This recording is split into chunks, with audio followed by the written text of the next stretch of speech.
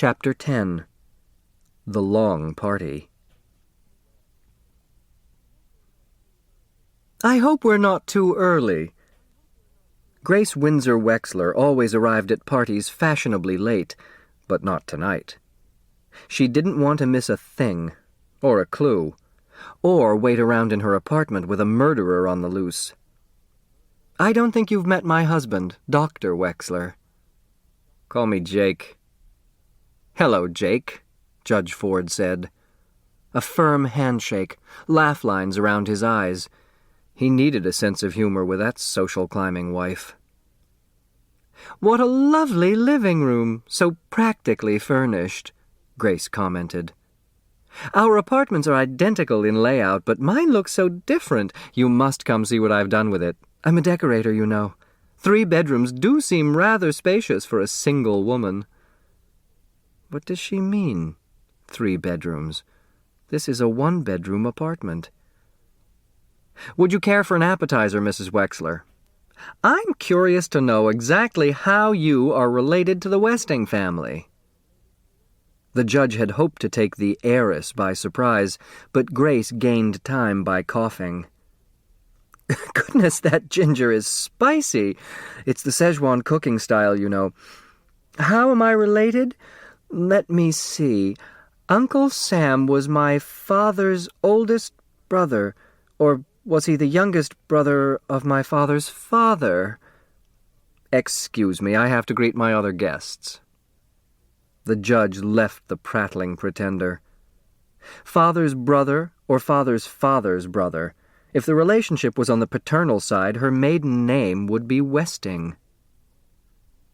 The party went on and on. No one dared be first to leave. Safety in numbers, especially with a judge there. So the guests ate and drank and jabbered, and they watched the other guests eat and drink and jabber. No one laughed. "I guess murder isn't very funny," Jake Wexler said. "Neither is money," Mr. Hu replied glumly. Deciding that his wife had found the perfect partner, the podiatrist moved on to the 2 women standing in silence at the front window.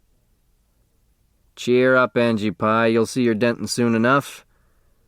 His daughter twisted out of his embrace. "Are you all right, Angela?"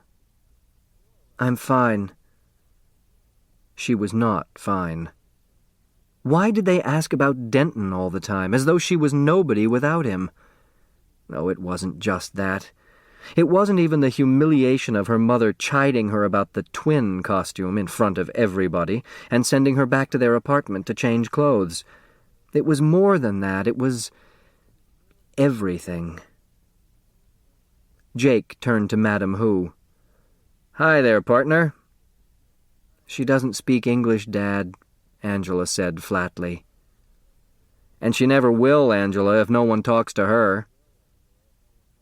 "Snow," said Madam Hu. Jake followed her pointing finger. "That's right, snow. Lots and lots of snow. Snow, trees, road, Lake Michigan." "China," said Madam Hu. "China? Sure, why not?" Jake replied. "China." Angela left the chatting couple.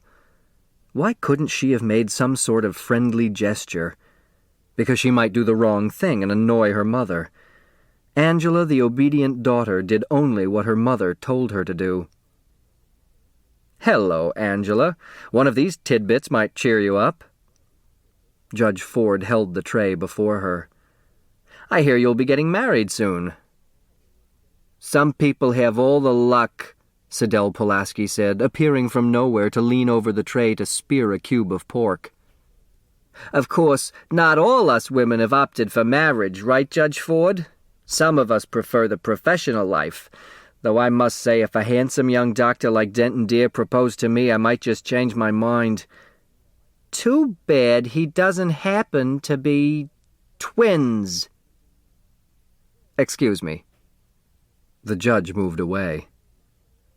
"Not having any luck at all, Angela," Sidel whined. If only your mother hadn't made you change clothes, someone surely would have mentioned twin. It's much harder to judge reactions when I have to bring up the subject myself. You shouldn't let your mother boss you like that. You're a grown woman about to be married. Excuse me. Angela moved away. Yes, thank you, I would like a refill, Siddell said to nobody, and hobbled to the bar. Something non-alcoholic, please. Doctor's orders. Make it a double. Twins. Twins? What's she talking about? Theo wondered, staring at the black and white checkered costume. 2 ginger ales for the chessboard coming right up. Hidden among her guests, the judge studied the 2 people standing off in the corner, the only pair in Sunset Towers who were not Westing heirs. George Theodorakis placed his hand on the shoulder of his invalid son. A large, bronze, hard-working hand, like Theo's. Theo resembled him in many ways, tall, wide shoulders, slim-waisted, the same thick, straight black hair, but age had chiseled the father's face into sharper planes. His troubled eyes stared across the room at Angela. Catherine Theodorakis, a slight, careworn woman, gazed down on her younger son with tired, dark-circled eyes. From his wheelchair, Chris watched legs. Other than the funny lady with the shorthand notes, the only limpers were his brother Theo, Turtle had kicked him again, and Mrs. Wexler, who stood on one leg rubbing her stockinged foot against her calf. A high-heeled shoe stood alone on the carpet beneath her. Judge Ford didn't limp. Besides, she couldn't be a murderer, in spite of his clues.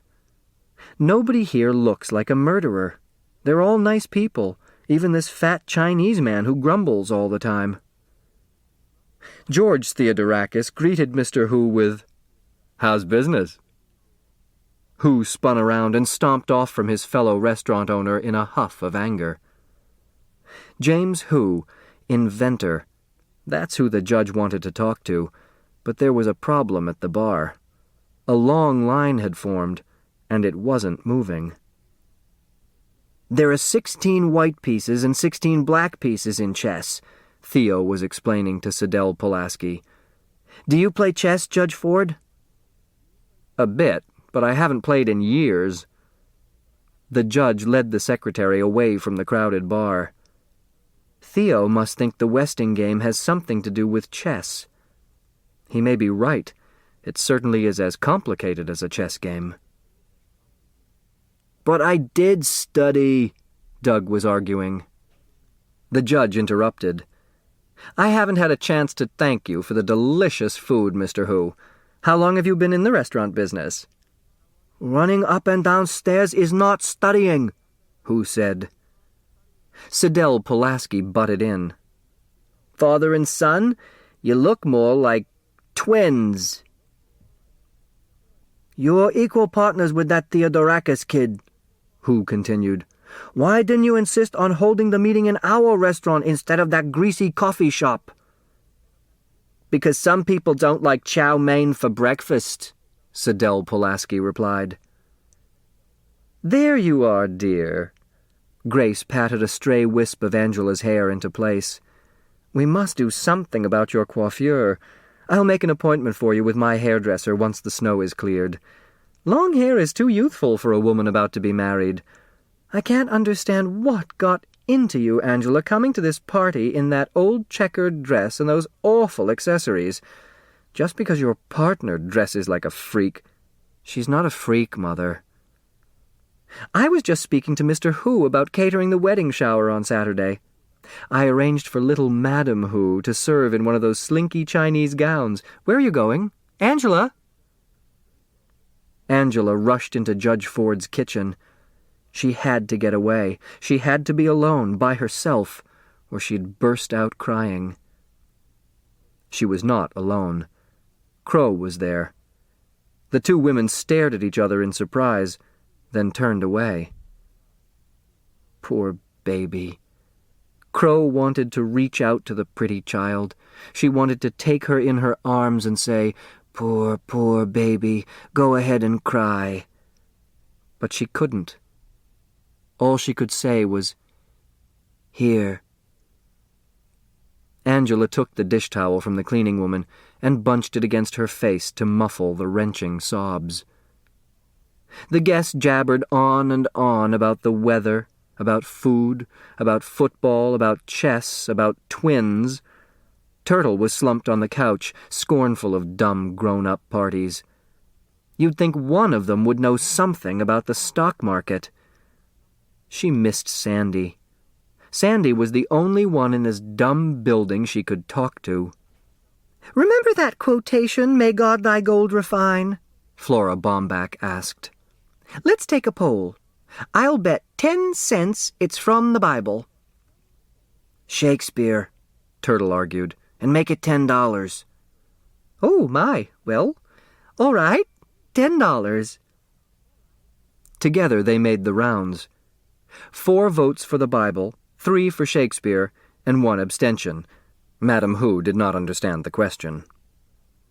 Sidel Pulaski voted for the Bobbsey twins.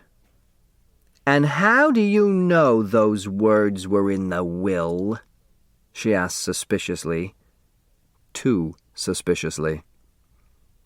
So that's what lost important business papers meant. Somebody stole the shorthand notes. Turtle smiled at the delicious nastiness of it all. "I remember, that's all." "If you remember so well, tell me what comes before that," Sidel challenged. "I don't know, what?" The secretary had an audience now. "I don't mind telling you, but not if you ask like that." Theo said, "Please," not Turtle. Sidel turned toward him with what should have been a gracious manner, but she grimaced when the top of the crutch poked her in the chest. "The exact quotation," she announced loudly, hoping she was right, "is, 'Spend it wisely, and may God thy gold refine.'" Right or wrong, her guess was received with groans of disappointment. The heirs had expected more. A hint, a clue, something. It was time to go home.